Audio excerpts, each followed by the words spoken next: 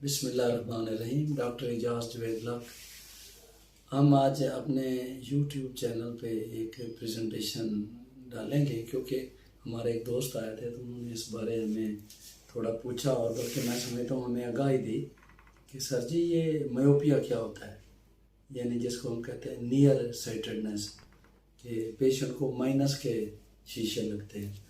अब जिस पेशेंट को माइनस के शीशे लगते हैं वो मुख्तलिफ हो सकते हैं, या स्टिग्मेटिज्म हो सकती है कि उसका इस तरह कार्निया की शेप मुख्तलिफ है और जो उसका फ़ोटो बनेगा, जिस चीज़ को वो देखता है वो बनेगा पर्दे के सामने एक जगह पे बनेगा या दो जगह पे बनेगा।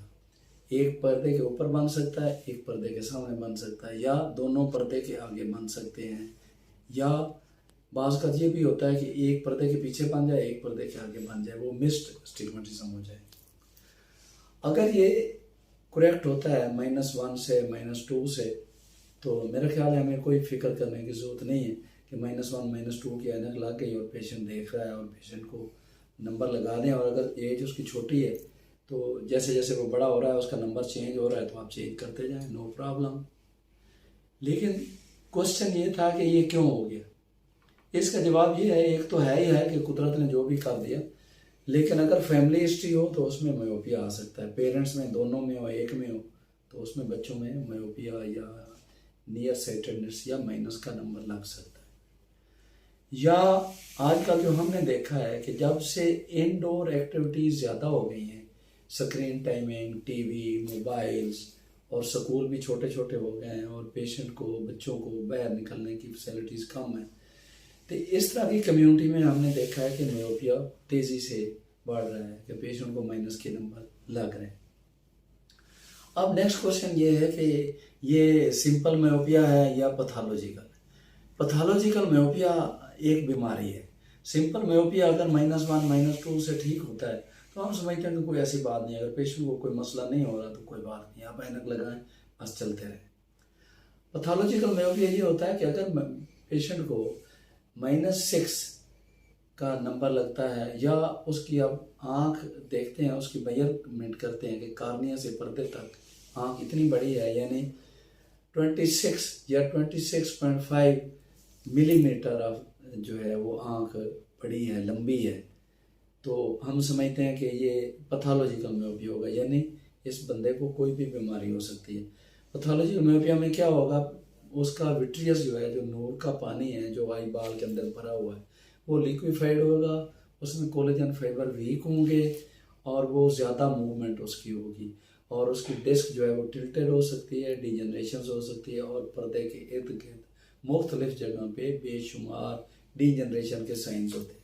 ऐसे पेशेंट को फ्लोटर भी ज़्यादा होते हैं और उसको ओकेजनली वेरिएशन ऑफ नंबर और वेरिएशन ऑफ जो है ना प्रॉब्लम्स भी होती है। ऐसे पेशेंट को ट्रीट करने के लिए थोड़ा सा मुख्तलिफ वे अडेप्ट करना चाहिए। मसलन एक पेशेंट की माइनस की करेक्शन है, ऐनक उसको लगती है 1 2 3 4 5 नंबर तक लगती है। अगर वो पेशेंट इंटरेस्टेड है कि मैंने ऐनक नहीं लगानी है तो उसका ट्रीटमेंट तो यानी ऐनक के अलावा या कॉन्टैक्ट लेंस है तो या लेज़र है। कॉन्टैक्ट लेंस मैं हमेशा कहता हूँ कि लेज़र से भी बुरे हैं, इसलिए कॉन्टैक्ट लेंस जब हम आप आँख पे लगाते हैं तो वो आँख का अपना हिस्सा नहीं है, आँख के लिए वो एक फॉरेन बॉडी है, और वो आँख को एलर्जी भी कर सकती है, इन्फेक्शन भी कर सकती है। इन्फेक्शन को मैंने इस तरह डिफाइन किया है कि आप किसी नॉर्मल आई की, ये हमारी एक रिसर्च भी है, नॉर्मल आई के कल्चर कराएं जिस बंदे को कुछ भी नहीं है, उसमें भी बेशुमार माइक्रो ऑर्गेनिज्म निकल आते हैं आँख में।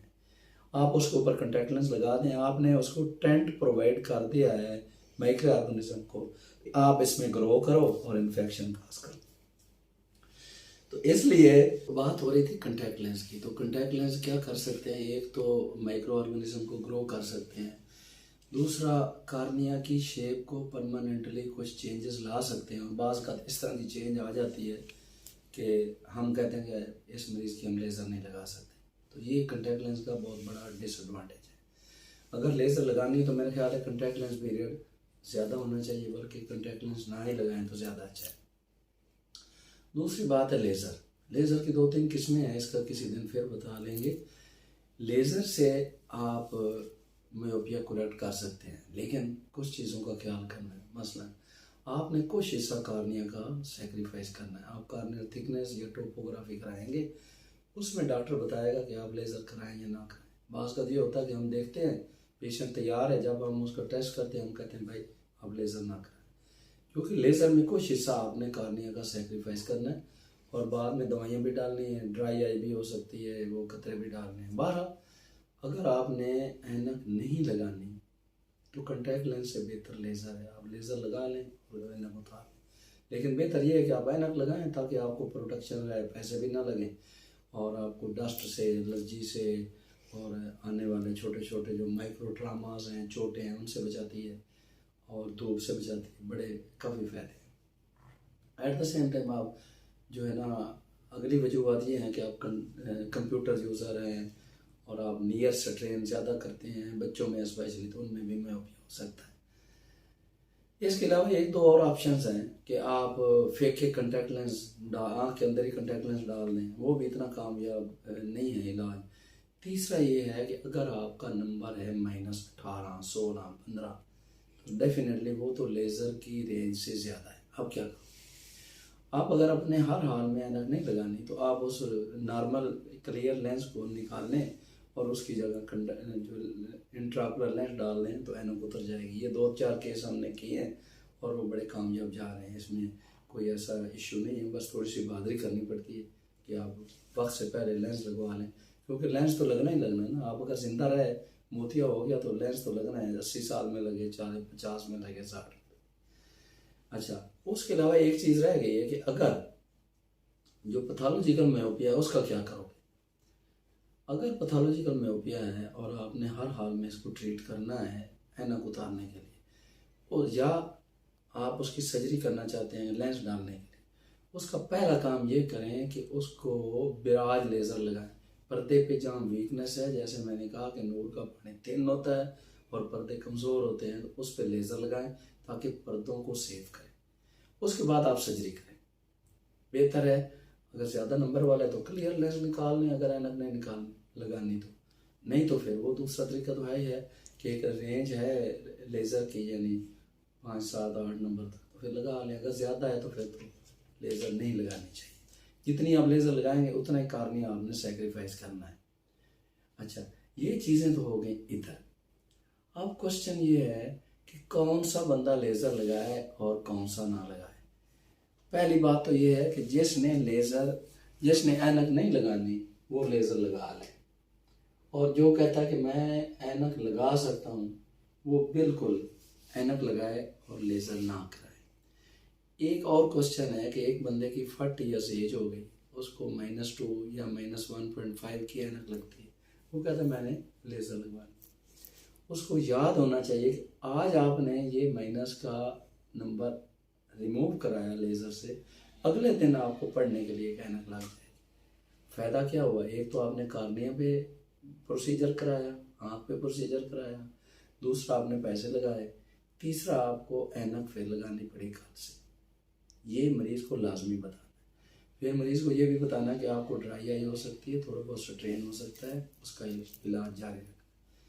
तीसरा, आपने जितने डायप्टर के लिए लेज़र लगाई है वो सारी ज़िंदगी याद रखना है।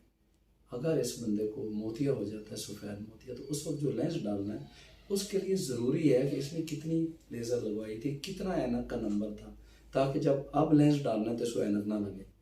हमने देखा कि लोगों ने इसको गौर नहीं किया, और जब लेज़र लगाई बचपन में या जवानी में, अब उसको मोतिया हो गया, मोतिया की सर्जरी कराई तो फिर एक ऐनक लग गई।